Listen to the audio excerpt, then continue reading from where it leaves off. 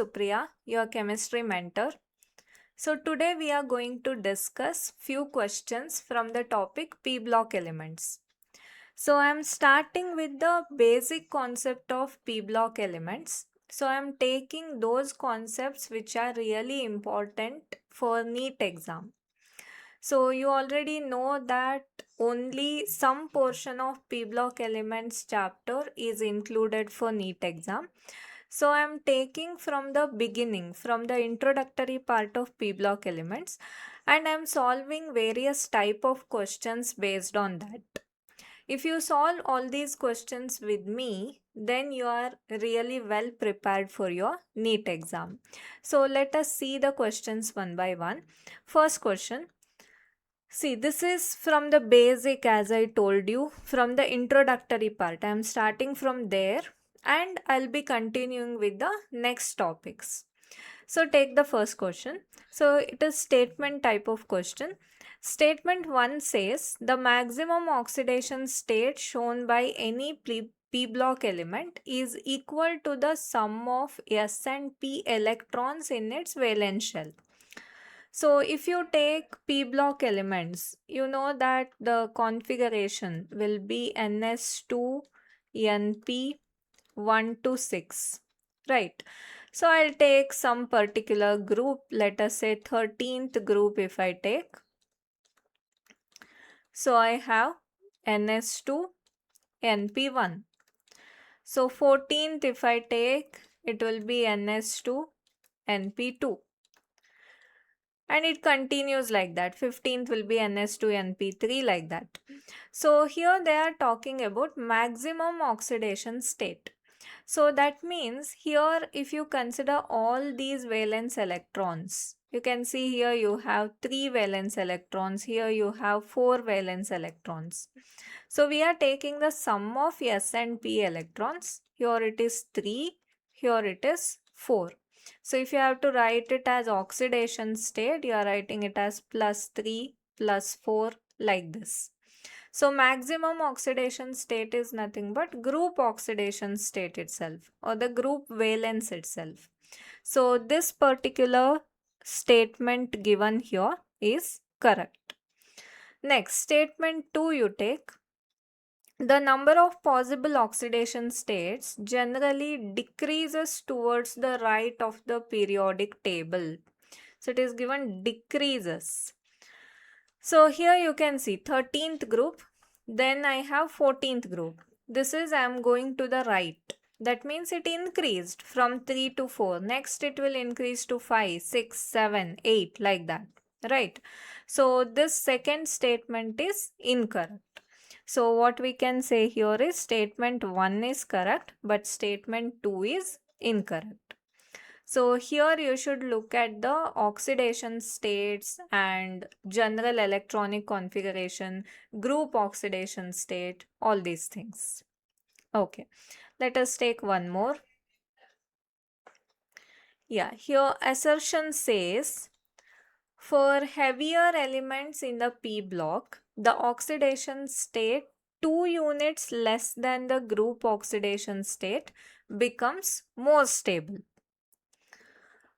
Okay, then reason says this increased stability of the lower oxidation state in heavier elements is attributed to the inert pair effect.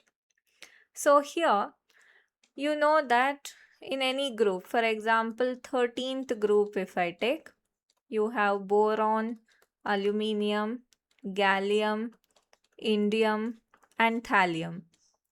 So just now we have seen the general electronic configuration, that is NS2 NP1.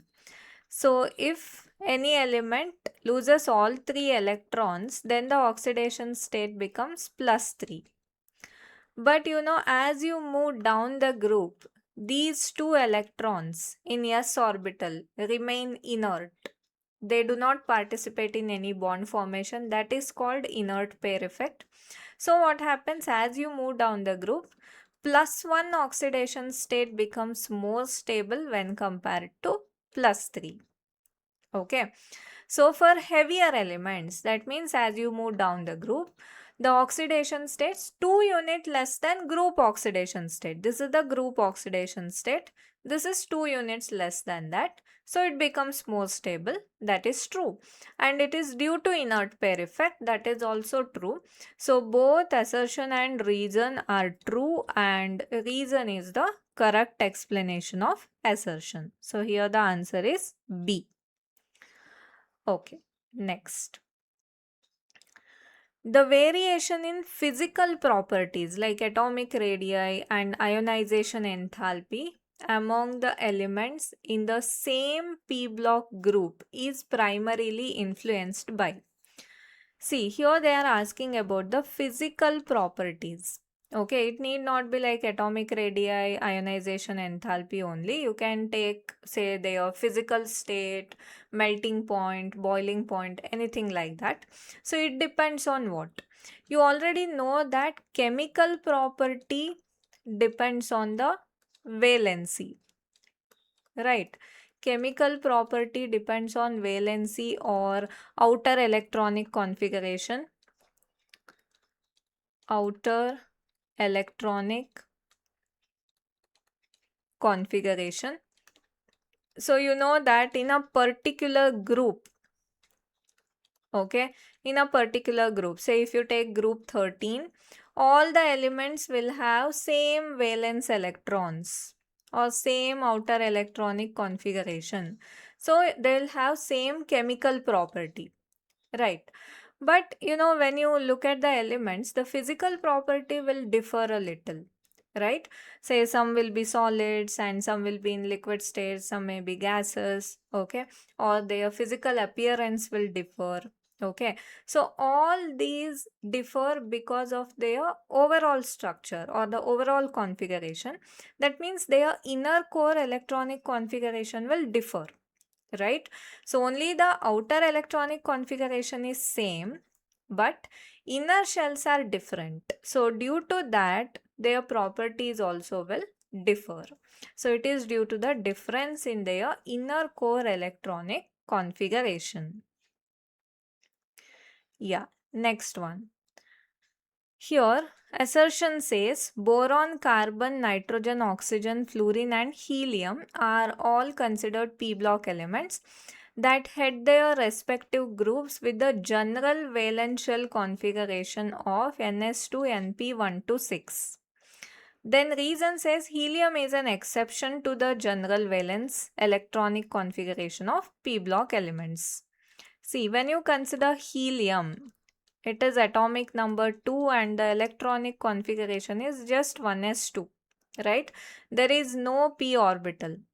But it is a noble gas, that's why it is kept in the 18th group, first member of 18th group. But here, assertion says that all these, including helium, has this particular configuration, it says. So it is actually not correct. So A or assertion is incorrect here. And reason says helium is an exception to the general valence shell configuration. That is correct. So here A is incorrect, but R is correct. That means option C is correct here. Okay, next one.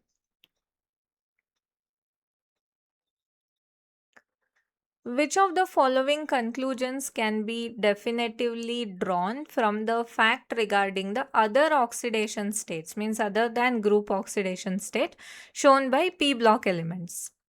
So they are exclusively attributed to the variation in the inner core configuration. No, we are not considering inner core, right? They normally but not necessarily differ from the total number of valence electrons by a unit of 2.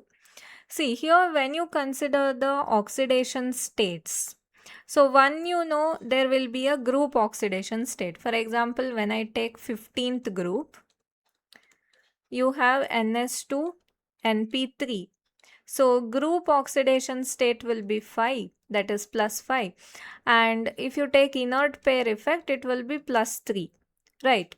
But other than this, you know, 15th group elements, they can take 3 electrons and they can form minus 3. That is also possible. And if you consider a particular element like nitrogen, it can form +2 oxidation state when it combines with oxygen. Okay, so like this, other oxidation states are also possible.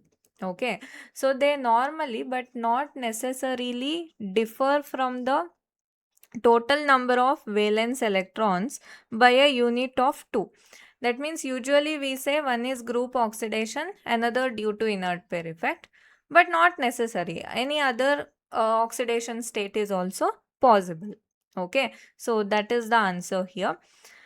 Then other options are they become progressively less stable for heavier elements.